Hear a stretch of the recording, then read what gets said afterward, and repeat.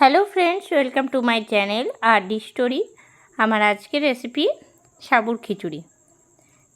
উপবাস থাকলে কিন্তু এই রকম রেসিপি আপনারা সহজেই বাড়িতে তৈরি করে নিতে পারেন। সম্পূর্ণ নিরামিষ, খুব বেশি সবজি দিয়ে কিন্তু আজকের এই সাবুর খিচুড়িটা আমি করিনি, শুধুমাত্র আলু দিয়ে করেছি। দেখে নিন আজকের রেসিপিটা, খুব কম সময়েই বাড়িতে সহজেই কিন্তু তৈরি করে নিতে পারবেন।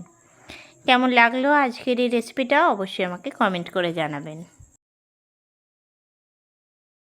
সাবুর খিচুড়ি তৈরি করার জন্য আমি এখানে নিয়ে নিয়েছি বড় দানার সাবুটা আমি 8 ঘন্টা আগে ভিজিয়ে রেখেছিলাম।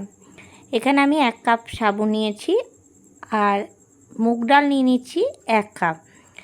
ডালটা শুকনো কড়াইয়ে আমি ভেজে নিচ্ছি। ডালটা একটুখানি ভালো করে ভেজে নিতে হবে, তাহলে কিন্তু খিচুড়িটা টেস্টটা একদম অন্যরকম হবে। আর যে কোনো উপবাসের দিনেই কিন্তু এই খিচুড়িটা আপনারা সহজেই বাড়িতে তৈরি করে খেতে পারেন। সবজি না দিলেও চলে, তবে আজকে আমি খুব বেশি সবজি দিয়ে করছি না, শুধুমাত্র আলু দিয়েই আজকের খিচুড়িটা আমি করব। ডালটা হালকা লাল করে ভেজে নিয়েছি। এরপরে কড়াই থেকে নামিয়ে একটা বাটির মধ্যে রাখলাম আর জল দিয়ে 2 বার ধুয়ে নিচ্ছি। অন্যদিকে আবারও আমি কড়াই চাপিয়ে নিয়েছি আর কড়াইয়ের মধ্যে দিয়ে দিচ্ছি সর্ষের তেল। তেলের মধ্যে দিয়ে দিচ্ছি ফোড়নের গোটা জিরে আর দিয়ে দিচ্ছি শুকনো লঙ্কা। একটা শুকনো লঙ্কাকে ফাটিয়ে নিয়েছি। এরপরে দিয়ে দিচ্ছি এর মধ্যে গ্রেট করে রাখা আদা। এখানে আমি 1 ইঞ্চির মতন আদা গ্রেট করে নিয়েছি।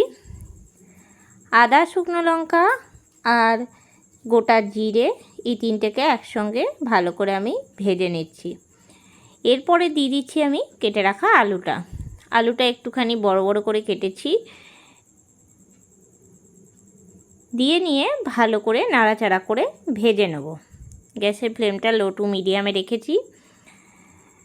সাবুটা কিন্তু বলে রাখি খুব ভালো করে ভিজতে হবে, তবেই কিন্তু সাবুর খিচুড়িটা ভালো হবে। এরপরে আমি দিয়ে দিচ্ছি কেটে রাখা টমেটো। আমি এখানে একটা ছোট সাইজের টমেটোকে 4 ভাগ করে কেটে নিয়েছি।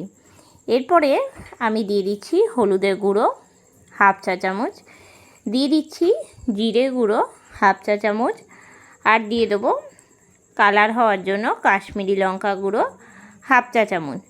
আপনারা চাইলে ঝাল লঙ্কার গুঁড়ো কিন্তু এখানে দিতে পারেন। এরপরে দিয়ে দিচ্ছি আমি আন্দাজ মতন লবণটা কিন্তু একটুখানি আন্দাজ করে দিতে হবে।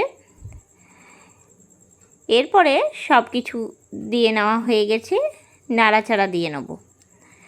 আলু আর টমেটোর সঙ্গে মশলাটা খুব ভালো করে কষিয়ে নেব। গ্যাসের ফ্লেমটা এই সময় লো টু মিডিয়ামে রাখবো। মশলাটা যদি খুব শুকনো শুকনো হয়ে আসে তাহলে সামান্য করে জল দিয়ে কিন্তু কষিয়ে নিতে পারেন। আলুর সঙ্গে মশলাটা 3 মিনিটের মতন কিন্তু ভেজে নেব। অন্যদিকে ডালটা খুব ভালো করে ধুয়ে নিয়েছি। এরপরে দিয়ে দিচ্ছি কড়াইয়ের মধ্যে। মুগের ডালটা কড়াইয়ের মধ্যে দেওয়ার পরে ভালো করে আরেকবার নাড়াচাড়া দিয়ে নিচ্ছি। এই রকমভাবে যদি সাবুর খিচুড়িটা করেন তাহলে কিন্তু একদম অন্যরকম স্বাদের হয়। যে কোনো উপবাসের দিনেই এই রকম খিচুড়ি খেতে খুবই ভালো লাগে আর একদম চটজলদি কিন্তু হয়েও যায়।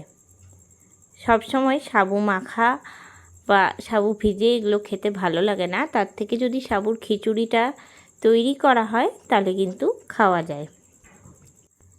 এখন খুব ভালো করে ভেজে নেওয়া হয়ে গেছে। এরপরে আমি দিয়ে দিচ্ছি জল। এখানে আমি একটুখানি পরিমাণ মতন জলটা দিয়েছি যাতে করে মুগের ডালটা আলুটা সেদ্ধ হয়ে যায়। আলুটা একটু তাড়াতাড়ি সেদ্ধ হয়ে যাবে, মুগের ডাল কিন্তু সেদ্ধ হতে একটু টাইম লাগে। তার জন্য এখানে আমি 2 কাপের মতন জল দিয়েছি। গ্যাসের ফ্লেমটা একটুখানি হাইতে করে খুব ভালো করে ফুটিয়ে নেব। দিয়ে দিচ্ছি একটা চাপা ঢাকা, কিছুক্ষণ পরে আবার ফিরে আসছি।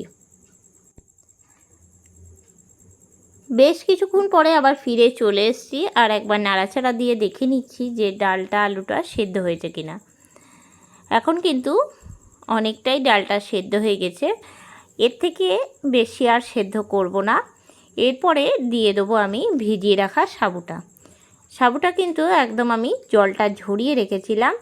একটা ছাকনা দিয়ে দিলাম কড়াইয়ের মধ্যে, দিয়ে নিয়ে খুব ভালো করে নাড়াচাড়া দিয়ে নেব। দিয়ে দিচ্ছি এরপরে কাঁচা পাকা লঙ্কা, একদম কুচি কুচি করে কেটে রেখেছিলাম। 3টে পাকা লঙ্কা, 2টো কাঁচা লঙ্কা। একটুখানি আমি ঝালটা দিয়েছি, আপনারা চাইলে লঙ্কার পরিমাণটা কমও দিতে পারেন। আলু মুগের ডাল একদমই সেদ্ধ হয়ে গেছে। সাবুটা দেওয়ার পরে 1 থেকে 2 মিনিট ভালো করে নাড়াচাড়া দিয়ে নিচ্ছি। আর দিয়ে দেবো এর মধ্যে সামান্য পরিমাণের জল। জলটা দেবো এই কারণেই, সাবুটা অনেকটা কিন্তু ফুলে উঠবে যখন সেদ্ধ হবে। তখন যত ফুটতে শুরু করবে সাবুর দানাগুলো কিন্তু অনেকটা মিশে যাবে আর অনেকটাই ফুলে উঠবে। তার জন্য এখানে আমি 2 কাপের মতন গরম জল দিয়ে দিলাম। কখনোই কিন্তু এর মধ্যে ঠান্ডা জলের ব্যবহার করবেন না, সবসময় গরম জল দেবেন। দিয়ে নিয়ে গ্যাসের ফ্লেমটা একদম লোতে করে আমি 5 মিনিটের জন্য ঢাকা দিয়ে রেখে দেবো। 5 মিনিট পরে ঢাকনাটা খুলে নেব। আর এখন কিন্তু সাবুটা পুরোপুরিভাবে সেদ্ধ হয়ে গেছে। খুব ভালো করে নাড়াচাড়া দিয়ে নেব। এরপরে আমি দিয়ে দেবো চিনি। আমি এখানে 1.5 চামচের মতন চিনি দিচ্ছি। যেহেতু এটা খিচুড়ি, একটুখানি মিষ্টি মিষ্টি হলেই কিন্তু বেশ ভালো লাগে। আপনারা চাইলে এখানে 1 চামচ চিনিও দিতে পারেন, আবার চিনিটা স্কিপ করেও কিন্তু যেতে পারেন। চিনিটা দেওয়ার পরে খুব ভালো করে আরেকবার আমি নাড়াচাড়া দিয়ে নিচ্ছি। সাবুর খিচুড়িটা কিন্তু এখন একদম প্রায় হয়ে এসেছে। আর মুগ ডালের সঙ্গে কিন্তু খুব ভালো করে সাবুটা মিলে গেছে। এরপরে আমি দিয়ে দেবো ঘি আর গরম মশলা। যেহেতু এটা সম্পূর্ণ নিরামিষ, আর খিচুড়ির মধ্যে একটুখানি ঘি গরম মশলা দিলে কিন্তু এর টেস্টটা একদম অন্যরকম আসে। ভালো করে নাড়াচাড়া দিয়ে নিলাম। আর খিচুড়িটা কিন্তু পুরোপুরিভাবে হয়ে গেছে। দিয়ে দিচ্ছি আমি এখানে 1 চামচ ঘি আর ওপর থেকে গরম মশলা গুঁড়ো। খুব ভালো করে এখন ফুটতে শুরু করে দিয়েছে। এই রকম গরম গরম কিন্তু সাবুর খিচুড়ি খেতে দারুণ লাগে। ঘিটা দেওয়ার পরে দিয়ে দিচ্ছি গরম মশলা গুঁড়ো আর চারপাশে আমি ছড়িয়ে দিচ্ছি। এরপরে আমি গ্যাসটা বন্ধ করে দেবো। ভালো করে একবার নাড়াচাড়া দিয়ে নিচ্ছি। তৈরি হয়ে গেল সম্পূর্ণ নিরামিষ উপবাসের জন্য সাবুর খিচুড়ি রেসিপি। কেমন লাগলো আজকের এই রেসিপিটা অবশ্যই আমাকে কমেন্ট করে জানাবেন। এরপর পরিবেশনের জন্য আমি একটা প্লেট নিয়ে নিয়েছি আর এর মধ্যে তুলে নিচ্ছি সাবুর খিচুড়িটা। আপনারাও কিন্তু খুব সহজে এই রেসিপিটা বাড়িতে তৈরি করে নিতে পারেন। শুধুমাত্র আলু দিয়েও কিন্তু খুব ভালো সাবুর খিচুড়ি খেতে লাগে। কেমন লাগলো আজকের রেসিপিটা অবশ্যই আমাকে জানাবেন। আজকের রেসিপিটা আপনাদের ভালো লেগে থাকলে লাইক করবেন, শেয়ার করবেন। এই চ্যানেলে নতুন বন্ধু হয়ে থাকলে চ্যানেলটা সাবস্ক্রাইব করার অনুরোধ রইল। পাশে থাকা বেল আইকনটা প্রেস করে রাখবেন সবার আগে নোটিফিকেশান পাওয়ার জন্য। আবারও নতুন কোনো রেসিপি নিয়ে হাজির হব। সঙ্গে থাকুন আর দেখতে থাকুন আর ডি স্টোরি। সবাই ভালো থাকবেন, সুস্থ থাকবেন। ধন্যবাদ।